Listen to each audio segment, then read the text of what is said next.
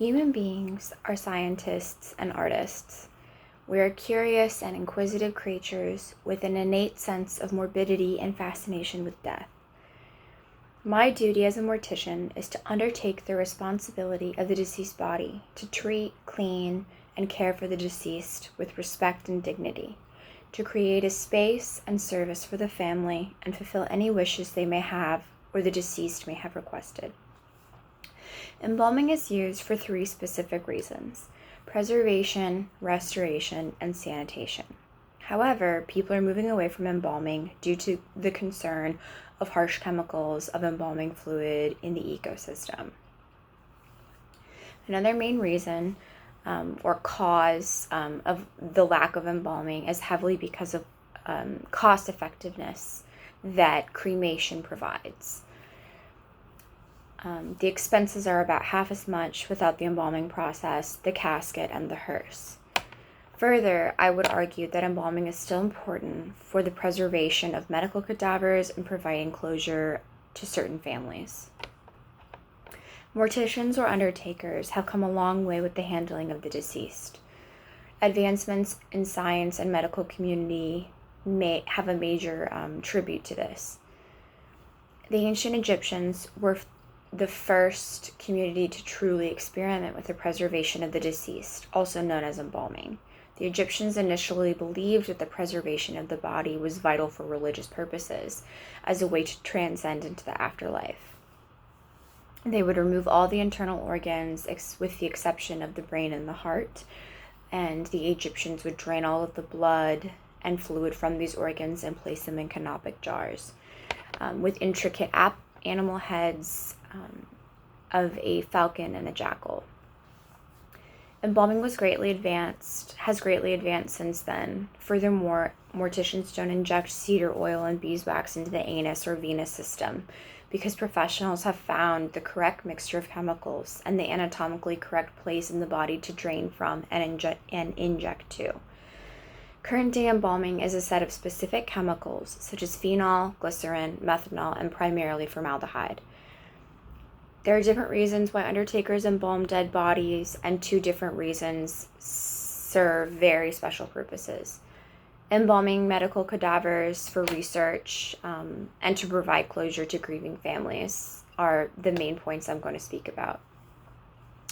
Embalming cadavers for medical research is essential in this field study, in the sense that it preserves the body long enough to become useful as a cadaver, which is then dissected.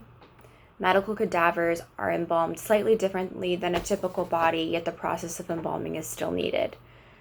Having the physical body present and preserved gives medical students a crucial benefit of having a hands-on learning experience. Many instructors argue that a simulation device are no substitute to cadavers. The human body is still the best 3-dimensional model we have. That's quoted from Matt McLean's essay, The Secret Life of Cadavers. How lifeless bodies become life-saving tools. Without embalmed cadavers, we wouldn't have the ability to study and cure infectious diseases. My next main point is closure. Closure is often the most important purpose of embalming, as well as the preservational aspect for loved ones to view the body. In Louisiana, although it varies from state to state, you cannot have an open casket viewing without the embalming procedure having taken place. Much of this is due to sanitation reasons intertwined with Louisiana's climate and how much faster the decomposition rate is. I have worked with families that have requested cremation and had a sudden change of heart. Cremation is an irreversible process. Morticians can exhume a body, but we can't obviously recreate a body from ash. Having the body present at a service is such a powerful experience.